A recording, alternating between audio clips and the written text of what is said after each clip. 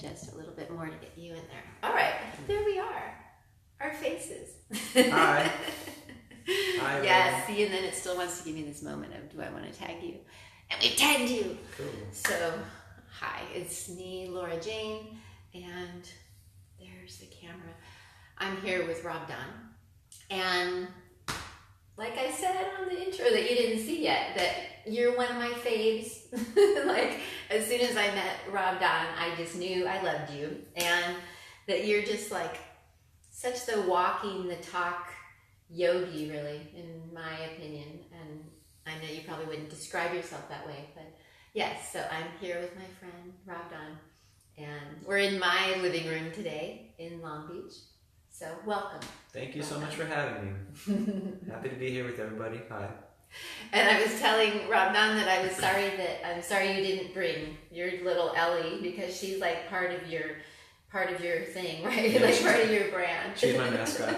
Do you bring her with you when you teach yoga Not sometimes? always. I do in like the outside park classes, like when we're outdoors in the park, it's cool to bring the dog, but not in the studios usually. She's this like sweet, adorable, little precious, sweet thing. And what does she do when you bring her? Does she sit with you or visit the other yogis? Or? It depends on her mood. Really, she's pretty well behaved. When we first get there, she's kind of walking around and sniffing people. Mm-hmm. And then like once we get settled, it's funny, like once we tune in, she picks up on the vibe and will like, okay, I can relax, and she'll find a spot on my mat or close by and just chill. I'm so jealous. I want an animal I could bring with me when I teach. I used to sometimes bring my little kids with me when I would teach, but that was a different, they would not just sit on the mat necessarily. Mm-hmm. But yeah, and do other people bring their animals to some of your outdoor classes? Not so much, not that I've seen. Okay. Yeah. Okay. But you do have, I mean, are like half your classes outdoors right now or something? I get the sense that you're teaching at least some classes outdoors. Actually, more and more I'm moving away from outdoors. Okay. Yeah, and I'm doing more in-class like studios, community centers. I'm doing more stuff like that. Yeah. Is there a reason for that? No, that just happens to be the way it's working out. Mm-hmm. I only had the main one on Sundays that I was doing every Sunday in the park. Okay. Yeah, I guess I just associated you with that. And partly because I've taught a lot outdoors too, which it can be so wonderful. But I don't know about you, but did you notice it takes a certain type who's willing to like be in the grass and have an ant crawl across their mat, or not everybody wants that earthy practice. Yeah, and then you have the weather. Exactly. It could be sunny, or I have gotten rained out the past couple weeks. Yeah, so that motivates you to have a space, and then to have the props, right? I noticed that about, especially places like Free Spirit, right? It's like once you've been somewhere where you have the blocks when you need them, it's like you almost don't want to teach without them, right? Because it feels almost dangerous to not have the props, right? Mm-hmm. Yeah, because I get the sense that you're very into helping people modify and things like that with your classes, would you say? Yeah, I teach mostly beginners. Yeah. So a lot of my beginner classes, very prop friendly. But even for advanced people that are doing yoga or who've been doing it for a while, props are always handy and helpful. Yeah, right. And I almost feel like the more advanced you are with your mat practice, the more willing you are to use a prop, right? Or to just like really do the pose in a way that works for you, right? Instead of like pushing yourself into the pain. Yeah. And I know sometimes I've seen where you're blending in, like making beautiful smoothies and things like that for people. Yeah, I was doing that for quite a while. I actually have stepped away from that a little bit as well too. And mostly because like licensing in the park, and I just didn't want to risk the yoga class for food handlers permits and business license and all that sort of thing. I'm like, you know what, I'm just going to let the smoothie thing go.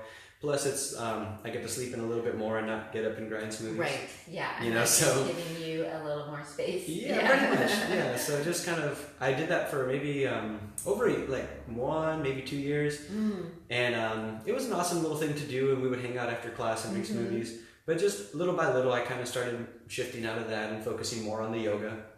Yeah. Just kind of honing in, like, am I starting a smoothie business or am I focused on yoga teaching? And I just made a decision for that. Right. You were like giving them everything you could give them in one dose. And now I'll find that's a question I like to ask friends who also teach yoga. I find I always want to do this when I say teach yoga.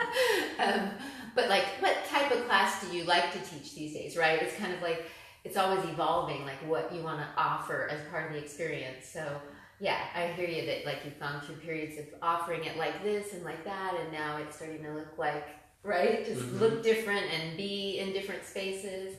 And I know you weave in your music playing into it some of the time, or is that like all the time now? Very often. Yeah. So at least during Shavasana, I'll bring a Native American flute and just play a little bit of, give them a little wind down time, give them a little bit of music, then a little silence, and then I will bring in the flute, and that's been more common.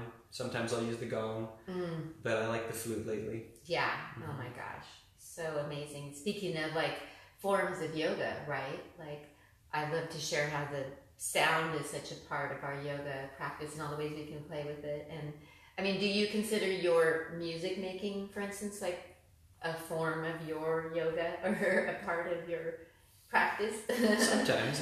When I'm playing music, like just on my own, specifically the flute, it does involve the breath. So for me, it's very meditative, and I have a lot of room to just kind of be free with it, like not practicing scales or anything, but just like let myself flow. And that feels very yoga-esque. And when I'm in class, I do think of it more of like a sound healing kind of element, where I think intentionally, like whatever vibe I'm getting from the group during class, I kind of send a little bit of positive intention into my playing as I'm playing. Ooh. Yeah. Ooh. Will you like tell me more like how you do that? Yeah, I think of it almost as if I was praying with sound. Yeah. Yes. Yeah, I'm thinking about it. Like, I know if I see the group come in, or if someone lets me know that they're extra stressed or dealing with something, I just send a little bit of good vibes to them as I'm playing. And then I'll kind of just walk around the room a little bit, play over the group. And it's just something that I do. I don't even really tell the group that, but it's just something I do when I do it. So you're not even like advertising that or anything. You're just doing it because you want to add it to the experience. Yeah. And then when you're sending those good intentions, does that mean like you're thinking about it, saying things in your head, picturing it, or you know, like I don't know. I might think about the people that are there, and kind of really I try to go into this mode, because being a musician and like performer is one thing, and then part of my like teaching yoga and then incorporating that, it's like, okay, well, it's not a performance. So I try to make that little distinction in my head, like this isn't about me performing the flute, this is more about me creating like sound that's conducive to the moment. Wow. Yeah. That's so cool. Yeah, so I think about that, and then I think about specifically who's there, and what I feel would be helpful to them, and just sending some good vibes. And I think there's something to be said for that. You know? Oh my gosh, so felt, right? And it's again, like you said, it's not even said out loud or discussed, but it's happening and it's felt. And yeah, I think I imagine part of why I get the feeling, feel such a connection to you, and it's like a meaningful experience, right? Wow, I love that. And how is that for you to realize the difference between the performing and the offering it as like a therapy or sound healing? Yeah. Like, yeah, it's a big shift. shift. A moment that started to happen for you, or it's like there. Yeah, I think like initially I've always seen sound healings and stuff going on, and I really never really understood like, okay, well, how does the sound work? And then I did some research, and it's like the vibration can have effects on our physical body. So I'm like, okay, that makes sense. And then I think about how a song can shift the way we feel. So there's that like emotional or energetic side. And I thought about that. It's like, okay, that's pretty relevant. And then I've always been in bands since high school and like, you know, my early adulthood. Okay, and performing, I'm used to doing that. And then when I moved into the role of yoga teacher, over the years, I've been teaching for like 6 years, it's been like a shift of like, okay, this is not a performance as much as it is like I'm holding space for the group, I'm facilitating their yoga experience, you know, and thinking about it like that for me is just like important for me as a teacher, because it's like, all right, I'm not here performing, you know, like that's not the point. Because at some point I had decided, okay, maybe I shouldn't bring the flute all the time, because this is their yoga time. Like this isn't about me playing music. Yeah. But then after some time, I was like, well, I kind of want to bring my flute today. So I started bringing it again. But then I made that shift. I just reminding myself, it's more often to remind myself, like, this isn't about me being fancy on the flute. It's about me, like, holding space and adding this other element of sound. Yeah. Yeah. And speaking of like realizations and being current with ourselves, I know you also love to journal and use writing a lot. And sometimes I know you have like multiple journals going on, right? That's right, yeah. According to like projects and other processes and stuff. So, I mean, would you say that you are doing some journaling most days as part of your personal practices? Or are you like, what's that frequency looking like for you, and how do you like to use it these days? Right now it's as needed. Yeah. And the more frequent journal is like my yoga, like teaching notes kind of stuff. Okay. Yeah. And I have gone through periods where I'm journaling every day as part of my morning ritual. Right. But, given time limitations and trying to see what's the most leverage point for me. Right now, my practice is like physical, breath-centered movement. Yeah. Isn't that interesting to like get... I noticed that it's almost like the more advanced we get with our learning, our self-care practices might be the most simple, like I remember when I asked like Cassandra, right, what some of her favorite current practices were. One of them was just like sitting, petting the cat, right? It's like at some point you get to the point where you realize that's one of your things you make sure you do, right? So it's just interesting how we can get more concise with what works for us at different times, right? Yeah, so there's a little bit of flow there, and like some periods I need a little bit more time for reflection, which for me journaling works really well.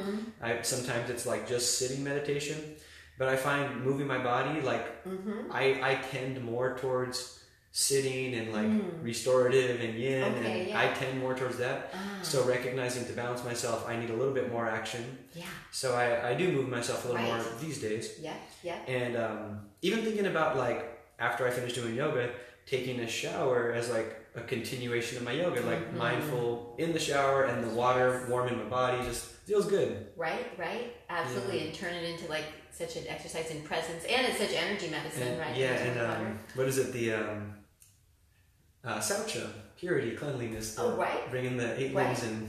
Right. And that's where it's just, and that's so interesting too, because I've been noticing more and more people using things like bath as a ritual and realizing, right, that, and I'm talking like a bath, right? But obviously showering is a form of bath. Right. So, and then maybe it becomes about realizing we can turn our whole day into, right, a chance to be present and like, right.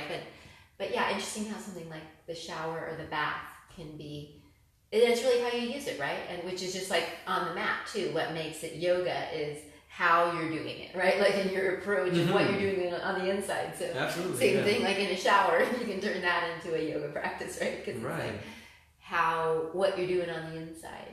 Yeah. But isn't that so cool how writing can be such medicine for us? Like I've been really just realizing just how it's just so interesting, that can make us feel so much better to put the hand to the page like that, right? And maybe especially since a lot of us aren't doing that much in our current modern lives, so maybe that's why it feels even more powerful to actually do it. I ponder, right? Yeah, I hadn't really thought of it like that, but you're right. Yeah, right. More on computers and phones. Right. I think a lot of people signing a check might be the most they take a pen to paper, right? And a lot of people aren't even doing that. So it's just interesting that we have this mode that's so helpful, but a lot of us, for some of us anyways, right? But a lot of us are hardly doing it at all anymore. So, yeah.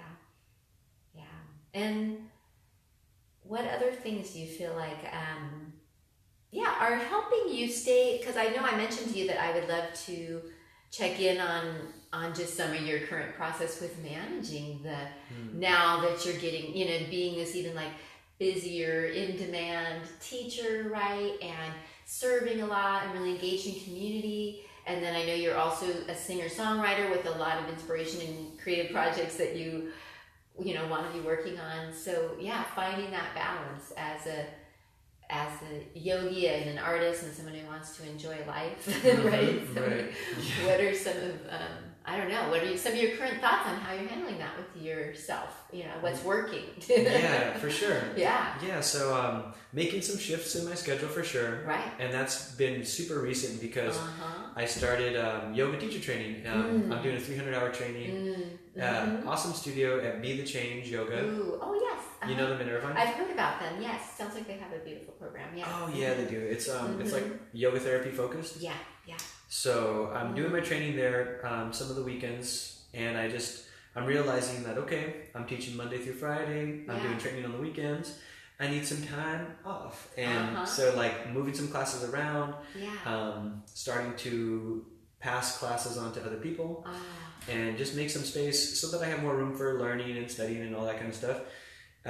So that's one thing that's kind of big. Yeah. You know, shifting the schedule around. Right. Giving yourself permission to say, yeah, I know, and that's a big deal. I can do this. Let things go even, or right, and Yeah, so doing that, walking my dog every day, just like making sure I at least get a walk. Yes. She needs it, but I need it just as much. Right. Yes. Yeah, like that's an example of something that you've realized is an important practice for you, right? That you notice the difference when you don't get to do that, right? And then it really is that conscious living to like actually make time for the things you want to be doing, right? So like, I'm going to make time to walk my dog every day, right? And it makes such a difference. That's important, right? Yeah. And it sounds so it sounds so simple, almost something that a lot of us would think is like a task, right? Yeah, right. But you've realized like, oh, actually that is really a great time for me, right? And yeah, it's one of the gifts of having a pet, and well, like living in a place where you got to walk them, and right. So I don't know. Hi, kid. Hi, pet. What's this one's name? This one we call him Baby Boy. Baby Boy. What's up, Baby Boy? He's checking me out. He's part of the bid. Yeah. But yeah, so like walking, I live on a beautiful block too. I'm in Bixby Knolls in Long Beach, and they the houses out there are so nice. Like everyone does like these new low water lawn things with like cactus and succulents, and it's like, wow, I have such a cool block of neighbors. And walking my dog, just seeing the birds in the morning. Right. I really love the simple things like that, and giving myself more time, because being a yoga teacher can be kind of like a hustle to just make it work and to be able to afford to live and everything. And I don't know, maybe people don't talk about it as much because it's like, oh, we're yogis, we don't care about money and materialistic stuff, but we need to survive and we need to make a living for ourselves. And if we're not well, or if we're like overworked and everything, then how can we do a good job at what we do? Right. So I don't know, finding the balance there, finding gigs and that do support me and my means of living. That too, right? Yeah. Deciding what you're going to say yes to, and even like realizing your value probably is part of it, I'm all sure. that kind of stuff. All of that's right. And like yoga teachers, especially starting out, it's kind of like, well, we're just trying to figure it out and make our way, and then as it evolves, we learn new things. Yeah. Because you're so right, like a stressed out yoga teacher, it's like so ironic. And when you're rushing places, right? Like rushing is one of those things that's so like toxic, right? And like rushing to go lead and teach a class, it's like so no, yeah, I love that. But isn't it neat that like maybe our yoga, like your yoga helped you see like you wanted to make some changes, right? Because you're tuned in enough to notice like, oh, something's got to shift here, right? Yeah. So like that awareness, right, that it helps us be in. Yeah, and one thing I remember that came to mind is Yoga Nidra, and just finding like little audios on apps, like meditation apps, or even Spotify has some Yoga Nidras. And that translates as like rest, right? Yoga rest. Yoga rest. Basically just doing things that are more restful. Well, like actual audio, like guided body relaxations. Okay, yeah. I so do you those. Just decided I need more of those. Okay. Yeah. Yep.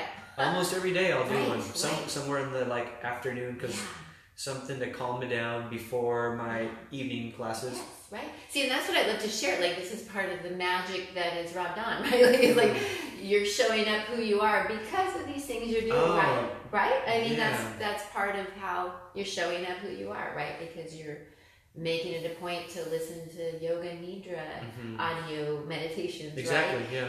Or when you're noticing you're feeling a little too busy or too hustle bustle, you change your schedule so you don't anymore, right? So that you're going to still show up how you want to show up, right? Sometimes we do what we have to do and we just grind. Right, and then that's what's nice too, is that maybe we've got that, I want to say like sustenance or the endurance maybe. I mean, because maybe of our practices, hopefully, right? That we just have the energy, or we know, and then even if we do get tired, we know how to take care of ourselves to replenish, right? So it is kind of like having superpower skills in some ways, right? The more that we learn these things and how we can use them for ourselves.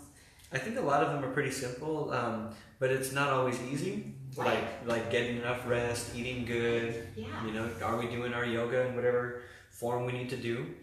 Right. And but it's just a matter of establishing the habits that are going to get us to do them. And you know, that's a whole other science and learning in itself. Like, how do I make habits? Yes. But it totally applies to the yoga practice. Right. Thinking about yoga not just as like we're doing yoga on our mat, but yoga lifestyle. Thinking about the samskaras, the habits that we develop, and how are we addressing them? Are we happy with our habits? Are they serving us, or are they taking away our energy? Or are we building us up? And putting in habits that do, like going to bed at a good time, you know, which I struggle with. I'm not trying to make it seem like I don't, but it's, you know, those are the things that are important: getting enough rest, eating good, being active, and just like choices. And then I think what's so challenging maybe within it is that we could get so in this cycle of judgment where we're just mad at ourselves and struggling with ourselves. And so that's where at one point it hit me like, wow, the non-judgment of the yoga and meditation is a huge part of the therapy of it all, right? And so even within that, when we're looking at our habits and making those choices, if we can try not to judge ourselves, right? And try to love ourselves, we're probably going to more likely even get to the better choices quicker, right? Instead of, because that judgment, right, can like kill us. That's a good point. Yeah. Literally. And then it like cancels out all the benefits of the practice. Right. And you know, I was recognizing some of that in myself. Yeah. Like me too. That's what's coming right from myself, right? Yeah. When I like I mentioned, journaling and then shifting more to movement practice. At one point I was really trying to like get up, do a journal, then do a yoga, and then a meditation. And I'm like, by the time I'm done with that, that's like 2 hours. I still got to shower and eat and walk my dog, and then it's like I got a whole full-time job before I even get to my first thing. Right. So I just recognized I need more sleep, and if I do physical asana that involves breathing, I'm moving my body and waking myself up. Often I feel pretty cleaned out, and I say that because journaling will help me do that. Like just process whatever emotions or thoughts are on my mind, kind of get them out. Moving my body usually does that too. Yes. So doing yoga, like asana, really has been the high leverage point out of all those things. I'm like, okay, if I'm going to pick one activity to like not give myself so much self-work first thing in the morning, you know, it's right now, it's yoga. And it may shift back to meditation or journaling, depending. Right. But it's pretty comprehensive. That is what's so cool about the poses, right? Is they're so powerful and effective and such a form of meditation in themselves. And wow, they're just like, they make it all work even better and faster, right? And I love how you call it like clearing ourselves out, right? To see that, I think, to just say, what am I doing today to clear myself out? Right? And even energetically, that's been such an awareness for me too. Yes, that those poses again are one of the easy, better ways to do it, right? So if you're gonna do anything, doing at least some, what a kitty, can be pretty effective, right? And good for us, you know, busy, rich, time wise, right, efficient as fuck, right? So we like that in these busy lives. Hi, kitty. Well, I feel like I know we could probably be getting towards our 30 minutes, I'm sure, but it would be nice to hear, I feel like it would be really cool to hear how you feel like your practices and your connecting lifestyle plays into your artistry with your singer-songwriter life, which is amazing that you make time and space for that too. I know, and that is always shifting and changing too with whatever you're currently doing, but like how do you see that those have related for you as far as your yoga life and your creating art life, and I'm calling your singer-songwriterness, an art, right? Yeah, for sure. So as an artist, how has that played a role in what you've been up to? Well, there's definitely been some big shifts. So, when I first was in bands, I've done I was in like a death metal band, and it was like a very particular style and energy that was coming out, and it's, that's just where I was. It was like high school into college, and then things just shifted for me musically as I started getting into yoga, which was probably around 2011 or so that I was like really doing yoga, looking into it a little earlier than that, but I noticed around 2013, and this is when I did my first teacher training, that my songs were just completely shifting, and they were more around like kind of like spiritual stuff and more heartfelt type stuff as I begin to open up more through doing yoga and I don't know, be more in tune with myself. Right. Then I was able to express it better through music. So that's a big time like how it shifted. And also I think being able to feel relaxed and calm and centered is really conducive to creating music. Because if we're stressed, we might still create art, but it might take on a particular form. But if we're more at ease and feeling more grounded, the music will take on something different.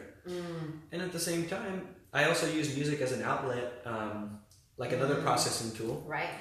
And that might just be like singing a really hard song if that's how I'm feeling, and just depending. So it can be a way for me to get aggression out.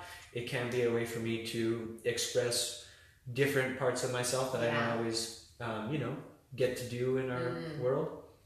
And for me, that's how music has been. And how important to how you feel is you're playing music? Like if you don't play some music every day, is it like you just don't feel, or how? Is there like a formula? I like to play music every day. Yeah, okay. I don't know. Some days if I don't play it, depending, I don't think it's that big of a deal, but I like to play all the time. Yeah. And what are some of your favorite instruments right now? Well, right now I usually pick up the guitar. Okay. It's my longest standing instrument. And then most of your songs that you write for the guitar, or are you also writing songs for all the instruments? I didn't ask that before. Does that make sense? Yeah, I like to work with people, but oftentimes I use a loop pedal. Okay. So when I'm performing, I'll play guitar, loop it, and put a bass line, put a little drum beat, and I'll do it like that. But if I'm playing with the group, I often give whoever I'm working with some room to kind of put their flavor on it. So I don't play every day.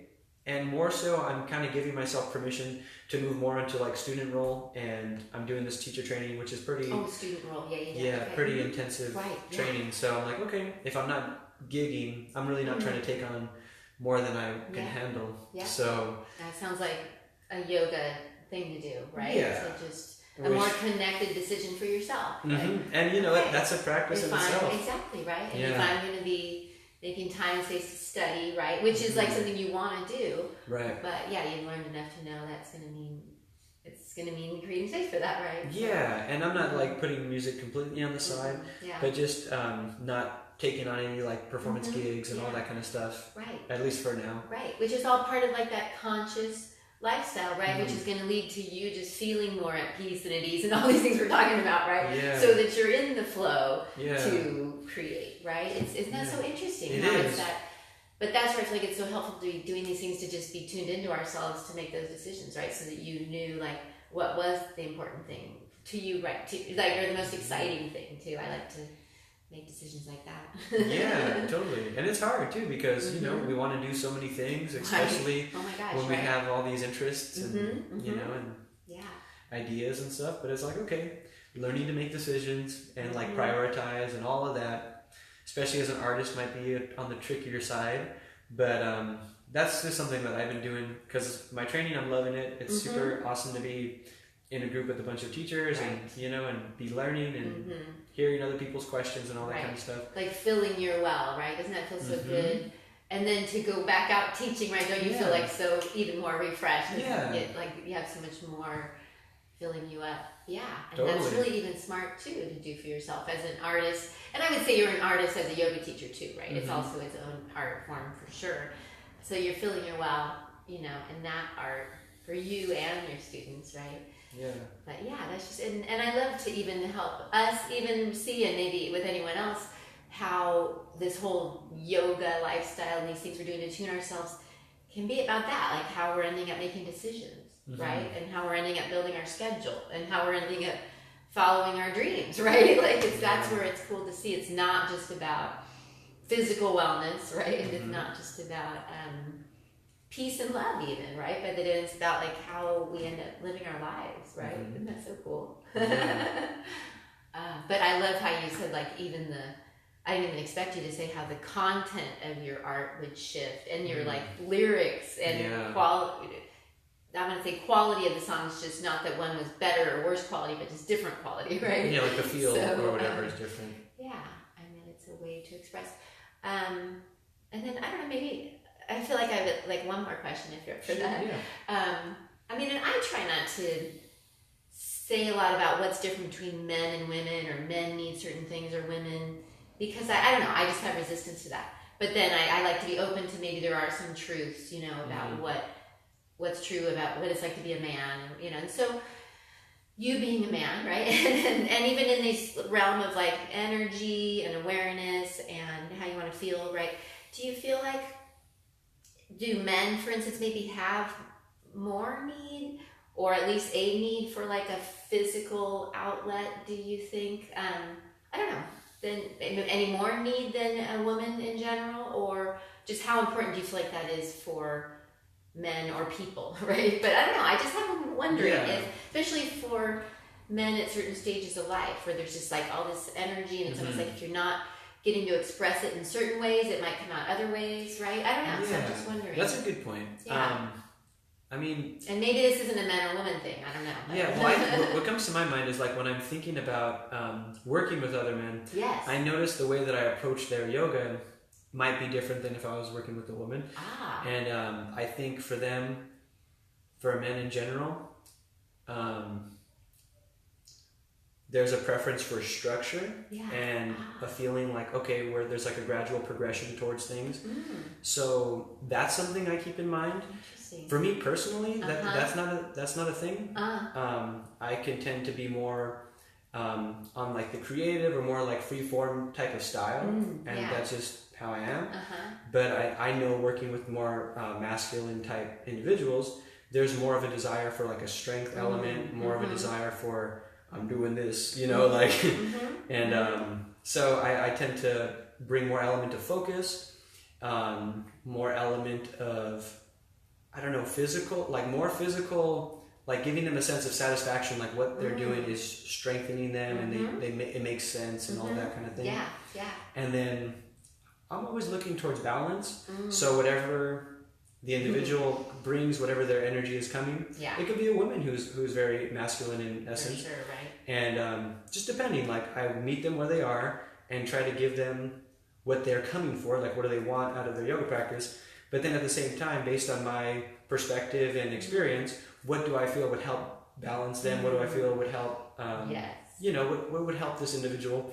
Right. And in that case, then I would invite more of a softer quality, invite more ease, invite more relaxation. And when I do those sorts of things with men especially, is to explain why it's important. Because I think there needs to be more of like the intellect satisfied before we can move into more of the esoteric or, I don't know, feely sides of things, you know? So, And as you're saying that, I'm realizing not that men or all of us can't really benefit from like a restorative approach too, which is could equally balance energies, right? And express it, right? So it's exciting to think about both elements being in the awareness of people anyways. And then I know you lead both, right? I often do. And you and Kelly just did another one of your sound. That was awesome. I want to get to one of those. Did you guys have fun? We had a great time. And you've been filling the rooms, you guys, right? Like packed house every time. People love it. A lot of people come. Does she do like a little DJ action too as part of that? She plays a synth. Okay. So what it is it's a restorative yoga class. I will play Native American flute, and when I'm playing the flute, she will do native drum. Okay. So it's got like a cool element, and people are in a restorative pose. And then we start with that, and then out of that we'll move into a different shape, a different pose, and she'll do the singing bowls. Okay. And then usually after singing bowls, we'll move into synth. So it's Okay. not quite BJ, but she brings a synthesizer, so Oh. it is electronic sounds. Okay. But she's creating them on the spot. Like she'll make a patch, and she'll be able to like manipulate them and like create a little soundscape during the class. So it's pretty awesome when she does that part. And then we have a gong, and yeah. Are you guys still gonna be doing this spring and such while you're in study? Yeah. Okay. Yeah, Do you have a next date on already? We don't have the next date, Okay. but we're aiming. So this one that we did right now, it was March, Yeah. first weekend of March. So we called this one our spring session, Okay. and then the next one will be probably Okay. beginning of summer. So in June. Okay. Well, Yeah. people can stay posted for that. For sure, yeah. That's at Free Spirit Yoga, and it'll be advertised when it's coming around. Right, and people need to pay attention because they didn't fill it up. Yeah. Right? Yeah. So cool. Well, I think it would be so much fun to talk. And yeah, anything else you want to say before we would close up? And I do want you to, make sure people know how to find you through Facebook. Yeah. And if you have other ways that you want them to find you. But yeah, if there's anything else you want to say too. Yeah. Well, thank you for those who are tuned in. Hi, everybody. So I teach locally in Long Beach at Free Spirit Yoga, and my classes really emphasize the breathing side of things, stress management, relaxation, and I try to give a well-rounded class. So that's more of what I teach, and I also teach the restorative on Sundays. So depending what you're looking for, come by, say hi, come take a class. If you happen to be in Linwood or Southgate, the southeast Los Angeles area, I'm doing a lot of work up there. More of my classes are in that neck of the woods where we don't have a lot of yoga studios, but more and more classes are popping up. So Linwood is where I grew up, and that's where I'm offering class. Southgate is just a little bit north of there. We got a lot of classes going on there. But you can check me out on my website at robdonyoga.com. And I'm more active on Instagram than I am on Facebook. So if you want to be more in tune with what I'm posting or whatever, Rob Don Yoga on Instagram. And feel free to shoot me a message or anything if you want to say hi. Happy to know you. Cool. And thank you so much, Audrey, for having me. Oh, so fun. Thanks for being in for the adventure. All right. Well, thank you all for being here live, or if you catch it later. And we'll talk to you soon. Namaste.